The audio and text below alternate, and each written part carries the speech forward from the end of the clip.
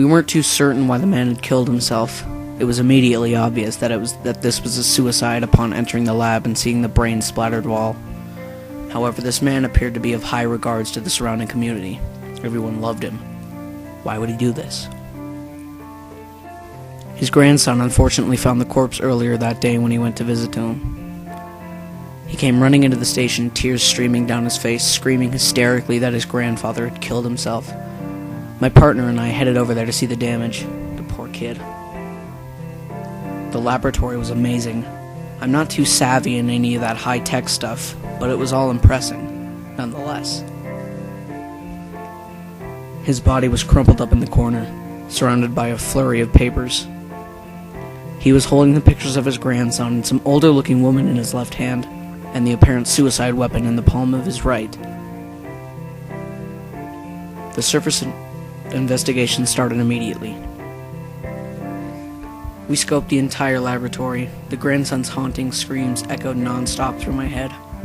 This kept me going to try to understand this mess. It was late, and I wanted to go home. My co-workers and I had been there all day. We had gathered that this man had been researching some sort of secret project. In fact, it wasn't just him. It was other professors from other labs in neighboring regions also. What they were researching wasn't so clear. The papers that we've been able to gather, mainly the ones from nearby his corpse, only speak of certain details of this project, which is code-named M3. The most interesting find is that this M3 appears to be some sort of experimental genetics project. It seems to be something that could be only dealt with under the most strict severe conditions. That is, it could only be interacted with via extreme security measures. It must have been incredibly dangerous.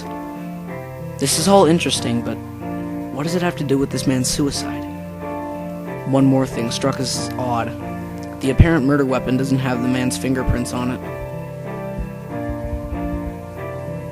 The woman in the photo, the one the man was holding, she came in the next day.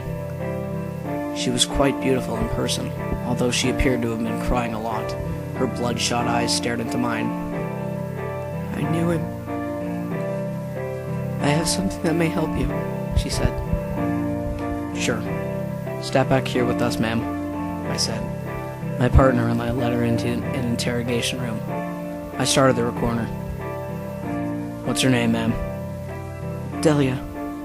Delia Ketchum. She pauses. I was very close friends with Samuel. Did he tell you anything about his line of work? I asked.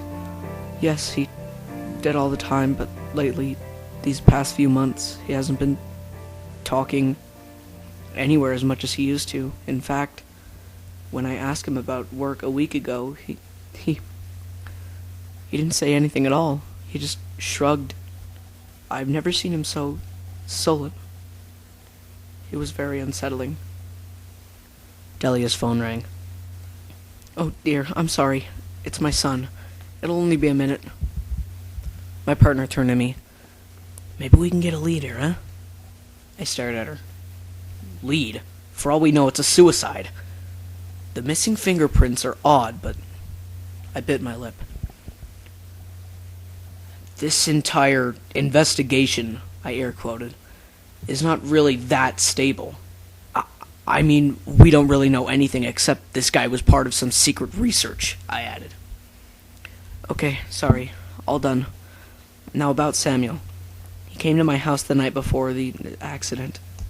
Tears began appearing in her eyes. He began talking about this thing that apparently had been brought to his lab. He said that 4 other men had been there too, keeping tight security on this apparent genetic monstrosity. Those were his exact words. I stared. So this genetic monstrosity, did he show you any pictures or give you any more information on it? She faintly smiled. He was visibly shaken. He said that he didn't want to go back to the lab. He said he was afraid of the thing that the men had brought. He said that it could read our minds and manipulate the very fabric of reality itself. I couldn't help but laugh at the whole thing. Yet he didn't find it funny, and I realized he was being serious. He then pulled out an apparent photo of this thing in its containment chamber. Delia reached in her purse and pulled out a photograph. The creature looked sickly, indeed a monstrosity, as the man had said. Apparently it was some sort of upgrade to this, I believe it was called Mewtwo, Delia added. My partner's eyes widened.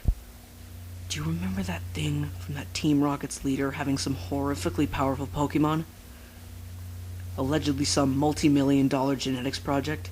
I think that was Mewtwo. He went into hiding after it escaped. This very city's gym leader, too. The nerve. I did vaguely remember that. Wait. So, this thing... why was it brought here? Delia's face became pale. I guess the men were going to try to harness its power using certain laboratory conditioning techniques, or something like that. But Samuel said that this whole thing was ridiculous and unstable. It was far too powerful to control. Apparently he was against its existence altogether.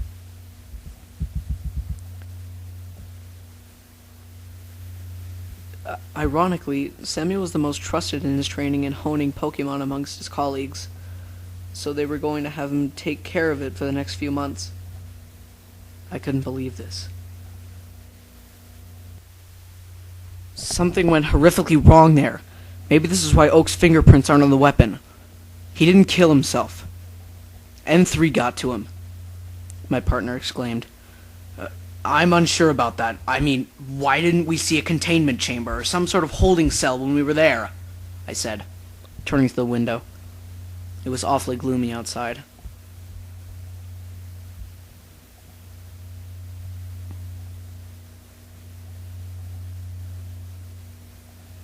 It's getting a bit late. I'm sorry, but I must go. But you guys can have this photo, Delia said, handing over the photo. Thank you for your help, I said, smiling to her as she waved and left. Let's go back. We need to find this thing's cell, my partner whispered. I nodded. The lab was dormant. It was an eerie. All this technology, all dead and waiting for the next great mind to use it once more. We looked around the space again, but nothing really appeared to fit what Delia described. Wait, look. There was a little switch behind this large painting sticking out. How did we miss that? I mumbled. This was the wall Oak was leaning against when he killed himself. I flipped the switch. The wall opened up. A small doorway opened. It was eerie. We knew it may be down there. We pulled out our guns and headed down.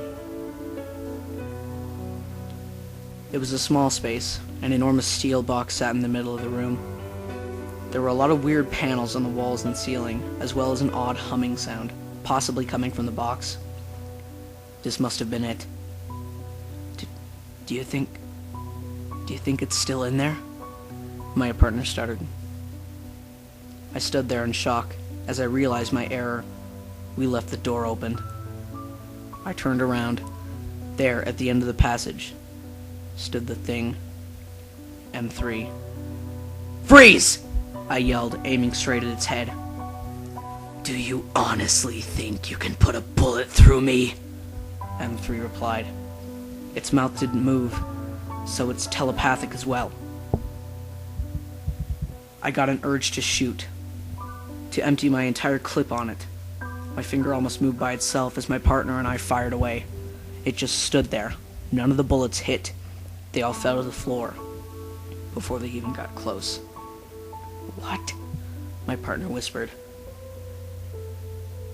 He left me down there after attempting to understand something his weak mind had no capability of understanding, M3 said. Of course, I would not have some mere human contain me, nor would I be ignored by such a pathetic creature, so I decided to aid him in taking his life, it said. Its face hadn't changed in the slightest. So, you did kill him? Why make it look like a suicide? Why are you even still here? I said. It somewhat cocked its head. I needed someone to come down here and find me. I was trapped after all. There was some sort of field that weakened my incredible power dramatically down in that room. I believe that steel box is the source. Regardless, all I do was warp his mind into a severe flash depression that would end in his suicide. Aided by me pulling the trigger behind this wall. You have done well. Now I can go out into this world and begin my ascension. I tried to move, but realized it had me paralyzed.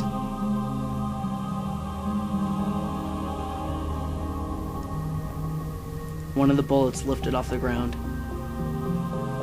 and in a split second, passed straight through my partner's head. No! I yelled, watching his body slump to the floor. You monster! I screamed at it. No emotion showed on its face at all. Your species' reign on this planet is coming to an end. It's time for me to go. It's time for you to go to sleep. And when you wake up, tell them about me. Tell them everything.